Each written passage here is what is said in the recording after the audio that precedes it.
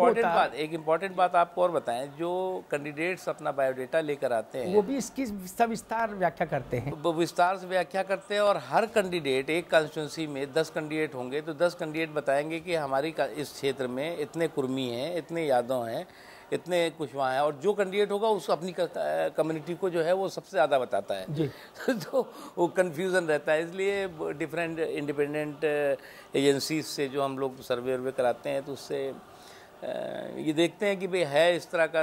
लेकिन मैं वही कह रहा हूँ कि जाति का और मजहब का कंसिडरेशन कितना बड़ा है। अगर इतना बड़ा कंसिडरेशन नहीं होता तो शायद बीजेपी बाबू सिंह कुशवाहा पर कंप्रोमाइज़ नहीं करती विधानसभा चुनाव में। मैं मान सकता हूँ। देखिए, वो एक कंसिडरेशन था और वो एक गलती थी, बहुत बड़ी गलती थी।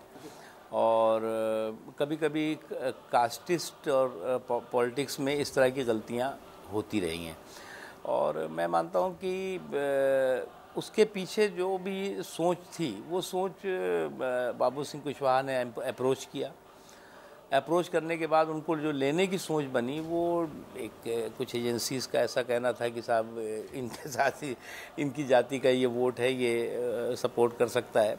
उस नाते ये हुआ, वो गलती थी। उसको बाद में करेक्ट करने की भी कोशिश हुई, लेकिन वो मैसेज एक इलेक्शन के टाइम में तो एक अगर मैसेज निगेटिव चला गया तो फिर वो उसका इम्पैक्ट निगेटिव जाता है। मुख्तार भाई, मुझे एक पुराना किस्सा याद आता है। कल्याण सिंह जी की पहली बार सरकार बनी, भाजपा की पहली सरकार थी।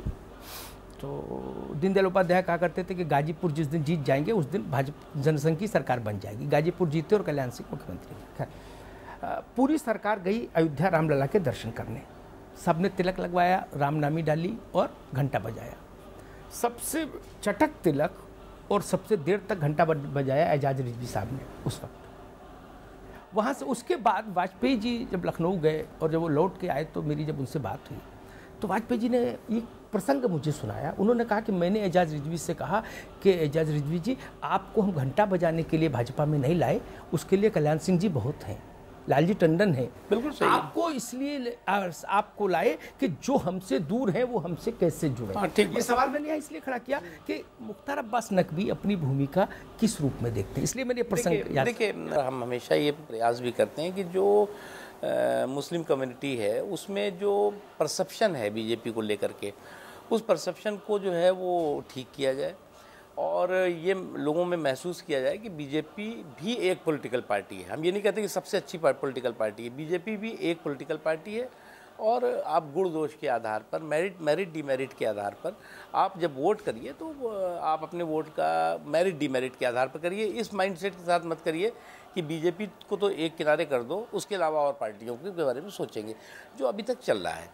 और उसका देखिए थोड़ा फ़र्क पड़ा है।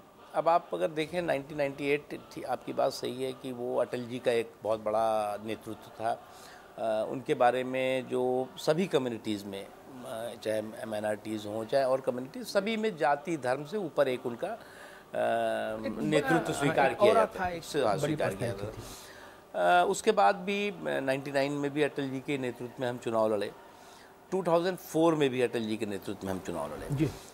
2004 में डेफिनेटली जो हमारे विरोधियों ने गुजरात का एक माहौल ऐसा ख़राब तस्वीर पेश की, जिसका नतीजा हुआ कि बिहार में हमारी सीटें कम हो गई हैं।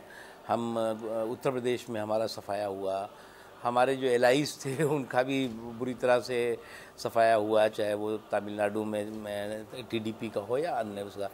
तो एक मैसेज बहुत निगेटिव कोशिश हुई और वो हमारे विरोधियों ने, राजनीतिक विरोधियों ने उसमें सफलता भी हासिल की।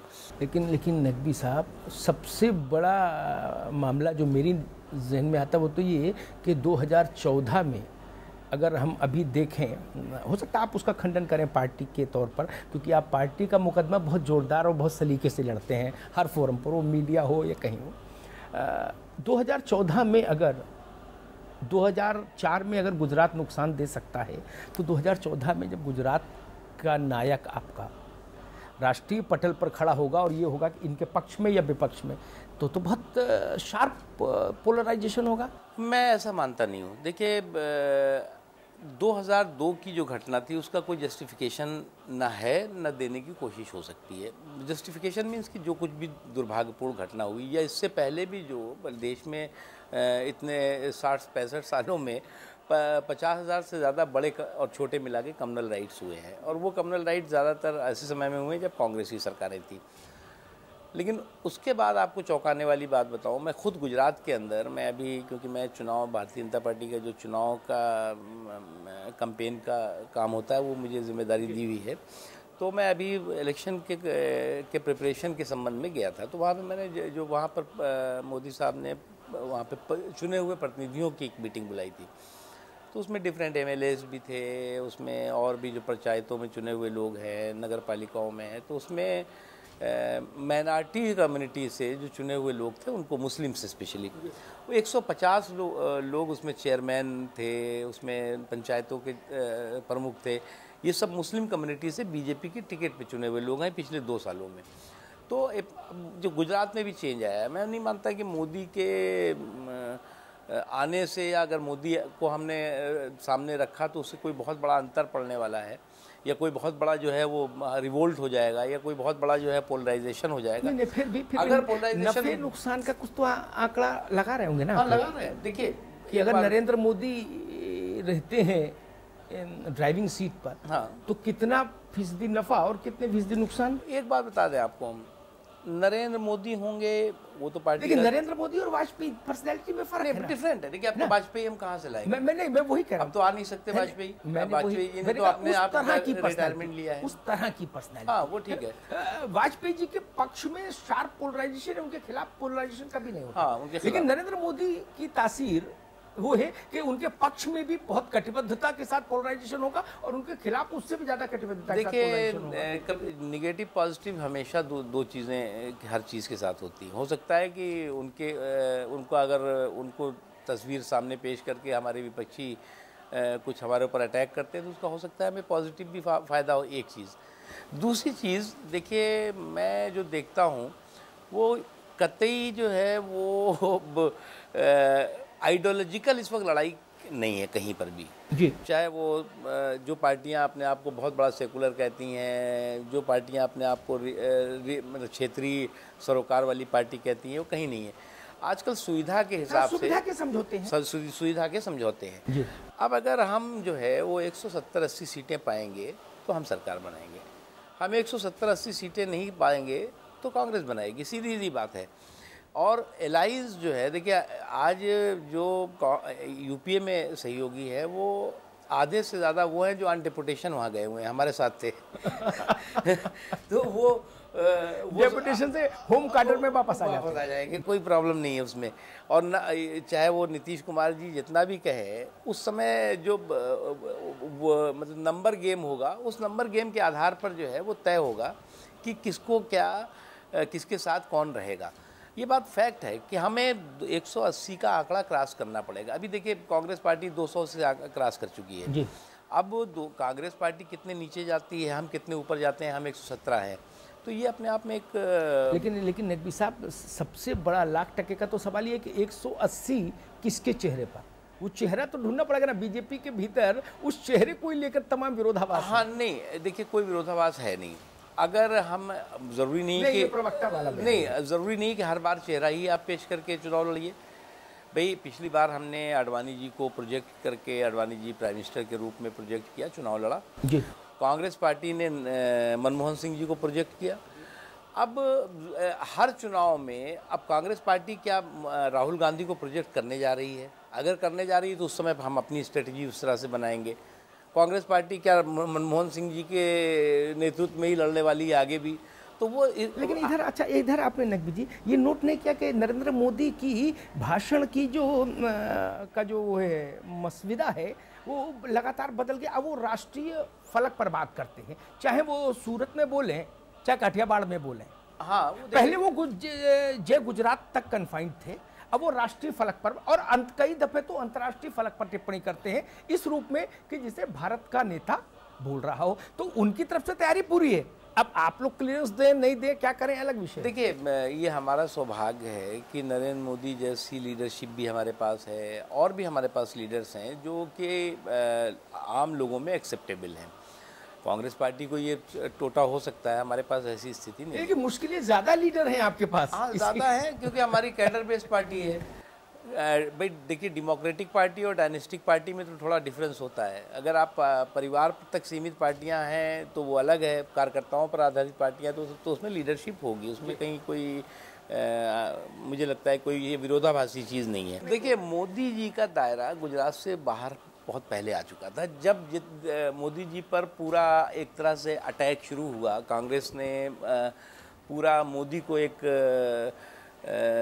विलन बना करके पेश किया, उसी समय न केवल देश की राजनीति में बल्कि अंतर्राष्ट्रीय राजनीति में एक पहचान उनकी बनी। एक अच्छे एडमिनिस्ट्रेटर की, प्रशासक की पहचान, एक अच्छे गवर्नेंस के रूप में उन्होंने सरकार वहाँ पर दी। उसमें कोई एक ईमानदार प्रशासक, मतलब इन 15 सालों में किसी तरह का कोई भी दाग, किसी तरह का कोई भी करप्शन से लेकर किसी तरह की कोई बात किसी ने नहीं कही, तो ये अपने आप में बड़ी बात है। और जो थोड़े बहुत दाग है वो दाग अच्छे हैं, नहीं वो दाग पार्टी को सूट करते हैं कहने नहीं, मैं दाग अगर आप कहें तो आप दाग खाली वो 2002 के दंगे की बात कर रहे हैं।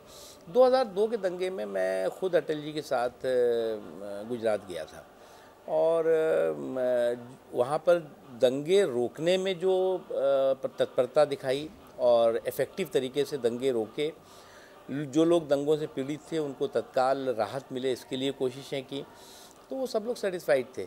अब कम्युनल राइट को तो कोई जस्टिफाई नहीं कर सकता। कम्युनल राइट जो हुआ वो दुर्भाग्यपूर्ण था। जो लोगों का उसमें पीड़ित हुए, चाहे वो हिंदू रहे हों चाहे मुसलमान रहे हों, वो एक बहुत ही दुखद घटना थी। नकवी साहब, मैं आपको रोकूंगा, वक्त एक ब्रेक का, आप कहीं मत जाइएगा। हम यूं गए और यूं आए। ब्रेक के बाद नकवी साहब से बात करेंगे उत्तर प्रदेश में भाजपा की दशा और दिशा पर।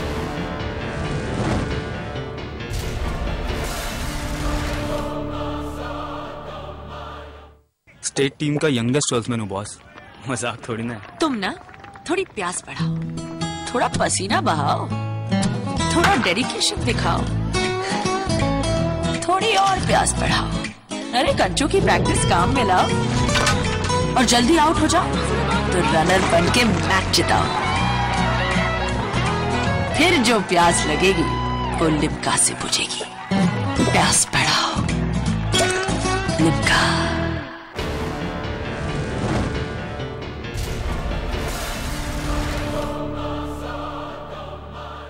Welcome back. चक्रव्यूह में आपका फिर स्वागत है। आप देख रहे हैं मेरे साथ भाजपा के वरिष्ठ नेता मुख्तार अब्बास नकवी से सीधी बातचीत। नकवी साहब, उत्तर प्रदेश पर थोड़ी बात कर लें। विधानसभा चुनाव से पहले पार्टी के आकलन थे, उम्मीदें थी, हसरतें थी, रिजल्ट आया वो भी सामने है। कहाँ चूक हुई, किस स्तर पर सबसे बड़ी चूक? यूँ तो असफलता के हजार कारण, लेकिन सबसे बड़ा कारण अगर मैं पूछूं तो आपकी नज़र में क्या है? नहीं, सबसे बड़ा कारण ये था कि हम जो है वो अपने को विकल्प के रूप में पेश नहीं कर पाए। क्यों? पोलराइजेशन था between BSP and Samajwadi party, और लोगों ने सोच रखा था कि भाई समाजवादी पार्टी को हमें हटाना है और बहुजन समाज पार्टी को, तो विकल्प कौन है? अब उसके लिए जो आपने कहा कि कई तरह के कारण थे। एक नेशनल पार्टी के अपने अलग अलग सरोकार होते हैं, अलग अलग मुद्दे होते हैं। जो रीजनल पार्टीज़ हैं उनके अलग अलग इश्यूज़ होते हैं।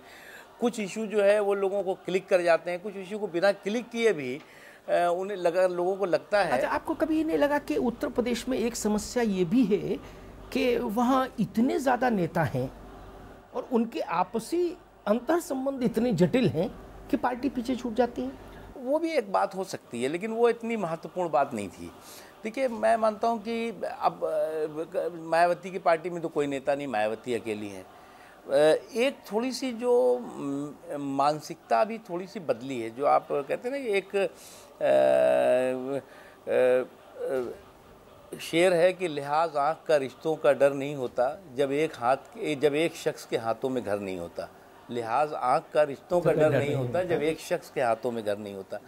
अभी क्या है, लोगों ने सोचा हुआ है कि भाई एक लीडर दिखना चाहिए और वो लीडर जो है वो अनडिस्प्यूटेड भी होना चाहिए और वो अंतिम उसकी बात भी होनी चाहिए। तो अगर आप देखें, भाजपा तो कल्याण सिंह के बाद उत्तर प्रदेश में ऐसा प्रयोग कर ही नहीं पाई। नहीं, एक नेता का हम कर भी नहीं सकते, पॉसिबल नहीं है। कल्याण सिंह के समय में हुआ इसी प्रदेश में? नहीं, कल्याण सिंह समय में कैलाश मिश्रा जी थे और भी लीडरशिप थी। अब यूँ तो बहुत सारे लोग होते हैं। कभी कल्याण सिंह जात के नेता के रूप में यूपी में नहीं जाने गए। मैं बात दूसरी कर रहा हूँ नकवी जी। मैं सिर्फ ये निवेदन कर रहा हूँ, केंद्र में वाजपेयी जी, अटल जी अडवाणी जी, अटल जी अडवाणी जी। नहीं देखो, फिर भी 19-20 का फर्क हाँ, ठीक है ना, ये मैंने खुद देखा। हाँ, मैंने अडवाणी जी से एक बार पूछा था, तो उन्होंने कहा कि 1 से 10 तक वाजपेयी जी, फिर हम सब लोग। बोले हम सब में आप मुझे पहला मान सकते हैं। उन्होंने उत्तर दिया कि बाकी जो हम सब हैं उनमें आप मुझे पहला मान सकते वो हैं, ठीक है। लेकिन नेता अटल जी हैं। वैसे जब उत्तर प्रदेश में माधो बाबू से लेके तब तक की यात्रा में